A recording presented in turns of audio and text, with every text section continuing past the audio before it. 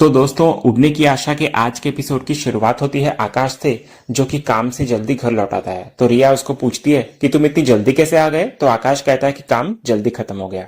फिर वो आगे कहता है कि उसे भूख लगी है। तो रिया पूछती है कि बाहर से उसने नहीं खाया क्या कुछ। तो आकाश मुस्कुराते हुए कहता है कि जब रिया ने कुछ नहीं खाया तो वो अकेले कैसे खा लेता। फिर दोनों साथ में खाने के लिए बढ़ते हैं और तभी उनकी नजर सचिन और सायली पे पड़ती है। रिया और आकाश पास आते हैं और रिया सायली का हाल पूछती है और कहती है कि आज जो कुछ भी हुआ वो बिल्कुल अनएक्सपेक्टेड था। किसी ने सोचा भी नहीं था कि आंटी गुस्से में घर छोड़ देंगी। तभी सचिन तंज कसते हुए कहता है कि वो है तो तेजस की माँ, तो उसका स्वभाव ही ड्रामा करने वाला है, इसलिए ऐसा होना लाजमी था। रिया साफ कर देती है कि दिलीप ने गलत किया और उसका समर्थन करना मुश्किल है। इस पर सायली भी मान लेती है कि दिलीप की हरकत गलत थी और रिया ने सच कहा था। इसी बीच आकाश चिंता जताने लगता है कि उसकी माँ अब तक वापस क्यों नहीं आई। उसे तो लगा था कि वो आ जाएगी। तो सायली कहती है कि शायद काकू को घर लाने का एक ही रास्ता है, उसे खुद ही ये घर छोड़ना पड़ेगा। ये सुनकर सचिन नाराज होता हुआ नजर आता है और उसे समझाता है कि दिलीप की गलती का बोझ वो क्यों अपने सिर पर ले जा रही है। रिया भी सहमति जताने लगती है और सायली को दिलासा देती है कि वो खुद को दोषी ना माने। फिर रिया आगे कहती है कि आंटी का बर्ताव बचकाना था और इसमें किसी की सीधी गलती नहीं थी। सचिन भी रिया की इस बात को सही मानता हुआ नजर आता है, जबकि आकाश नाराज होता है कि उसकी माँ ने एक बार भी अपने बच्चों के बारे में नहीं सोचा और जिद में घर छोड़कर चली गई। इधर सायली कोशिश करती है कि माहौल थोड़ा शांत रहे और कहती है कि काकू के बारे में बुरा नहीं बोलना चाहिए, बल्कि गलती शायद उसकी ही वजह से बढ़ गई। इधर रिया पलटकर कहती है कि सायली को दोष अपने ऊपर नहीं लेना चाहिए, बल्कि रेणुका ही तो उसे घर से निकालने की कोशिश कर रही थी। वो तो शुक्र है सचिन और अंकल थे, नहीं तो सायली अब तक बाहर चली जाती घर से। इस पर सचिन रिया का आभार जताने लगता है कि वो हमेशा सायली को सही दिशा दिखाती है और उनके साथ खड़ी रहती है। माहौल थोड़ा हल्का होता है और सायली आकाश से पूछती है कि वो कहां पर था और कहां गया था। तो आकाश बताता है कि उसकी इवनिंग शिफ्ट थी। इधर सायली उसे खाना खिलाने की पेशकश करती है, लेकिन रिया उसे रोक देती है और कहती है कि सायली को परेशान होने की जरूरत नहीं, वे खुद संभाल लेंगे। फिर दोनों रिया और आकाश खाने के लिए चले जाते हैं। इसके बाद सचिन गंभीर होकर सायली को बताने लगता है कि उसे पहले से शक था कि बाबा की बाई को दिलीप के खिलाफ शिकायत करेगी। इसी वजह से उसने दिलीप को अनीश के घर छुपा दिया ताकि पुलिस के हाथ वो ना लगे। वो कहता है कि अगर मामला थाने तक पहुंचा तो दिलीप की पूरी जिंदगी पर दाग लग जाएगा। फिर सचिन आगे कहता है कि अब एक ही रास्ता है, किसी तरह उन्हें बाबा की बाइकों को मनाना होगा ताकि वो अपनी केस वापस ले ले। दूसरे सीन में सुबह का सीन दिखाया जाता है, जहां ममता घर पर आती है और सबसे पहले परेश से रेणुका के बारे में पूछती है कि वो कहां पर है। तो परेश शांत लहजे में कहता है कि रेणुका इस वक्त घर पर नहीं है, वो कुछ दिनों के लिए रिश्तेदारों के पास गई है। वो झूठ कहता है। ममता हैरानी से पूछती है कि वो कब तक लौटेंगी। तो परेश कहता है कि उसे भी इसका अंदाजा नहीं है। इतने में रोशनी वहां आती है और ममता से उसकी हालचाल पूछती है। फिर आगे हम देखते हैं कि बातचीत में अचानक रोशनी कह देती है कि वीडियो वाले विवाद के बाद से काकू नाराज होकर घर छोड़ चुकी हैं। तो ये सुनते ही ममता चौंक जाती है और कहती है कि उसने भी वो वीडियो देखा था और उसी कारण वो रेणुका से मिलने यहाँ आई थी। वो सायली के भाई के बारे में पुरानी घटनाओं के जिक्र करती है, जैसे कि बाइक चोरी का, और ताना मारते हुए कहती है कि चोरी करना उसकी आदत बन चुकी है और उसके खून में है। इसी बीच सायली पानी लेकर आती है, लेकिन ममता उससे भी उलझ जाती है और उसे खरी खोटी सुनाते हुए कहती है कि उसके भाई की हरकतों ने दोनों परिवारों की इज्जत मिट्टी में मिला दी। ममता नाराज होकर यह भी कहती है कि लोग उनके परिवार को चोरों के घराने से जोड़कर मजाक बना रहे हैं। रोशनी भी इधर मौके पर आकर और भी आग लगाती है कि काकू इसी कारण गुस्से में चली गई, क्योंकि सचिन और सायली को घर छोड़ने के लिए उन्होंने कहा था पर वो लोग नहीं गए। ममता बातों को और बढ़ाती है और कहती है कि इस वीडियो विवाद ने उसकी बेटी रिया के परिवार को परेशान कर दिया है, यहां तक कि उसके पिता ने लोगों से मिलना जुलना बंद कर दिया है। तभी सचिन वहां मौके पर आकर गुस्से में पलटवार करता है। वो साफ कहता है कि दिलीप ने गलती की, लेकिन उसे पछतावा है और उसने पैसे भी लौटा दिए हैं। चोरी उसका मकसद नहीं था, बस गुस्से में की गई हरकत थी। सचिन ममता पर तंज कसता है कि कम से कम उसका साला दूसरों के पति की तरह काले धन में तो नहीं डूबा।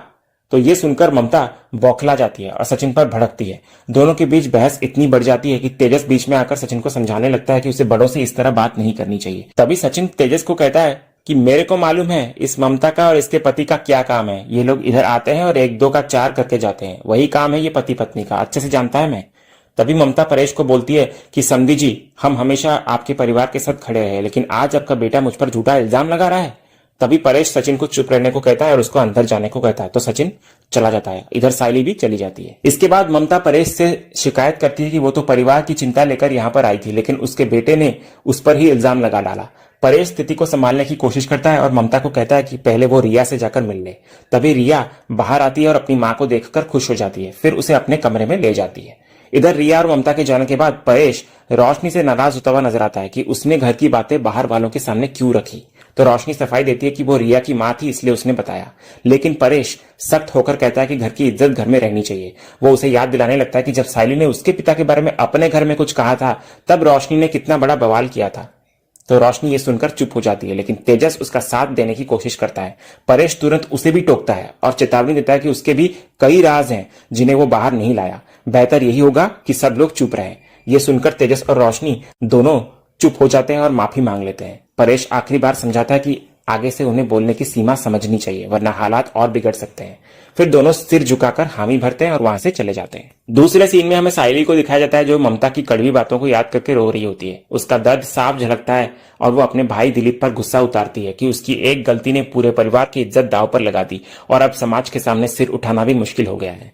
इसी बीच उसका फोन बजता है। जूही का कॉल आता है। जूही घबराई हुई आवाज में बताने लगती है कि पुलिस घर पर आई थी और दिलीप के बारे में पूछताछ कर रही थी। परिवार ने अनजान बनने की कोशिश की, लेकिन पुलिस उसकी आई को अपने साथ थाने ले गई। वे तभी छोड़ेंगे उसकी आई को जब दिलीप खुद आकर सरेंडर करेगा।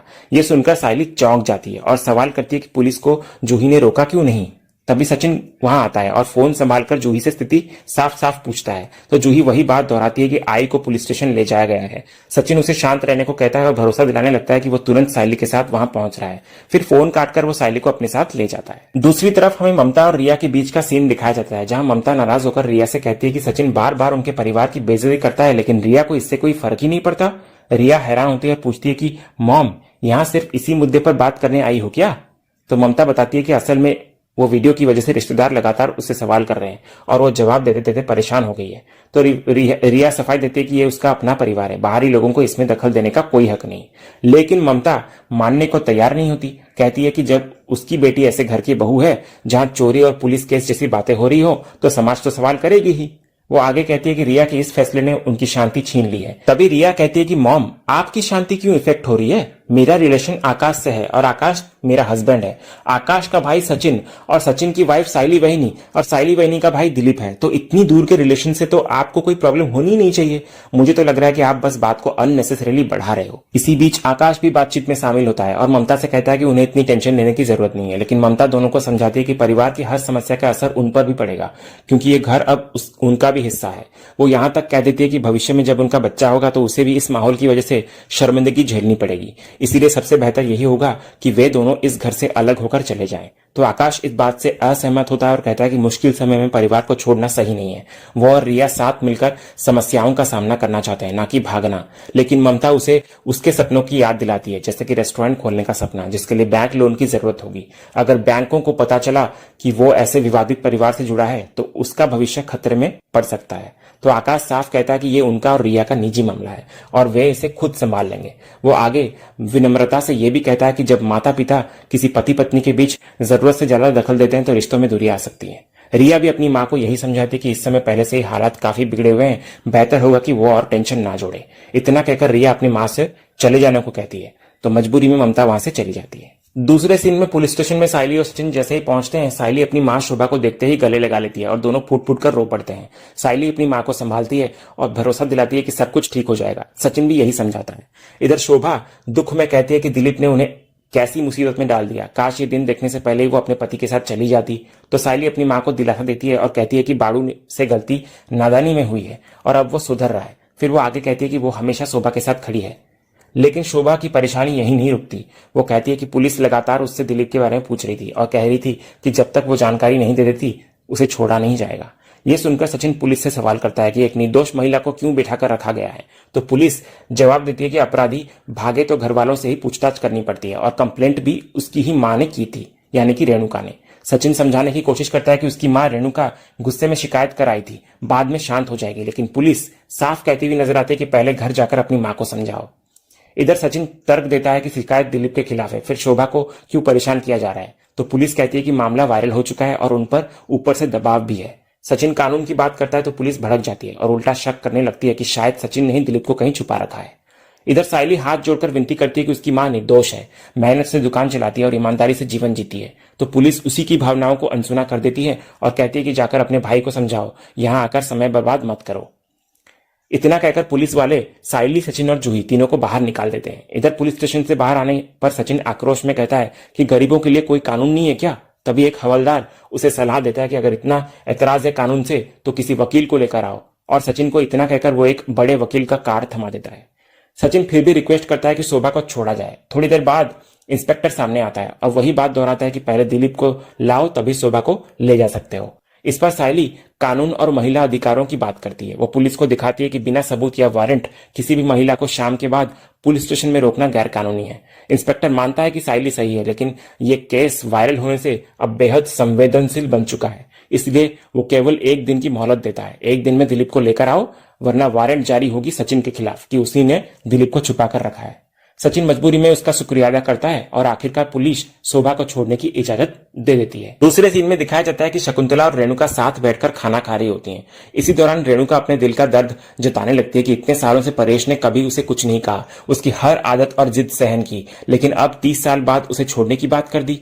तो शकुंतला रेणुका को समझाने की कोशिश करती है कि परिवार में कोई किसी को चुनने या छोड़ने का फैसला नहीं करता और उसे इतनी बच्चों की तरह जिद नहीं करनी चाहिए, लेकिन रेणुका को लगता है कि शकुंतला हमेशा उसी को गलत ठहराती है।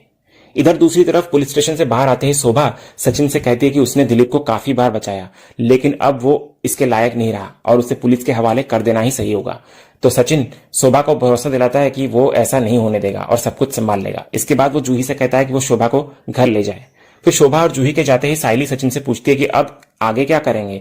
तो सचिन कहता है कि अब उनके पास सिर्फ वकील से मिलने का ही रास्ता बचा है और दोनों वहीं जाने निकलते हैं। दूसरे सीन में हमें रिया और आकाश को दिखाया जाता है, जहां रिया घर के माहौल से परेशान होकर कहती है कि उसे लगता है जैसे वो किसी युद्ध भूमि में रह रही है, जहां हर दिन कोई नया मुद्दा खड़ा हो ही जाता है। सुबह सुबह ही उसकी मां ने सीन बना दिया जिससे उसका मन कहीं और नहीं लग पा रहा। उसे सबसे ज्यादा चिंता सायली बहनी की होती है, जिस पर हमेशा बिना वजह दोष डाल दिया जाता है।